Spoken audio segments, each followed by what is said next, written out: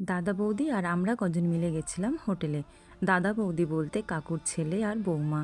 চাকরি সূত্রে দাদা বৌদিকে আলাদা আলাদা জায়গায় থাকতে হয়, তাই সামার ভ্যাকেশন হওয়ার সঙ্গে সঙ্গে বৌদি চলে গেছিল পোর্ট ব্লেয়ারে, আর ওদিক থেকে দাদাও চলে এসেছিল পোর্ট ব্লেয়ারে। আর আমি যেহেতু অনেক দিন পরে এসেছি আর বোনেরও নতুন নতুন বিয়ে হলো, তাই সবাই মিলে ভাবলো একটু ঘুরে আসা যাক।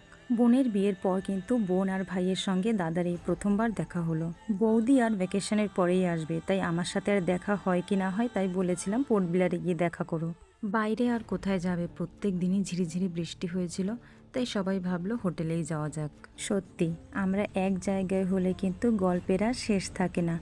আর বৌদি কিন্তু আমাদের পরিবারের একমাত্র বৌমা, আমাদের ভীষণ আদরের। এই হোটেলে কিন্তু সামুদ্রিক জিনিস দিয়ে বানানো বিভিন্ন ধরনের গয়না ছিল, আর ছিল কাঠের জিনিস। এরপর আমরা স্টার্টার খেয়ে আরও কিছু সময় গল্প করে ঘরে ফিরে এসেছিলাম। Thank you.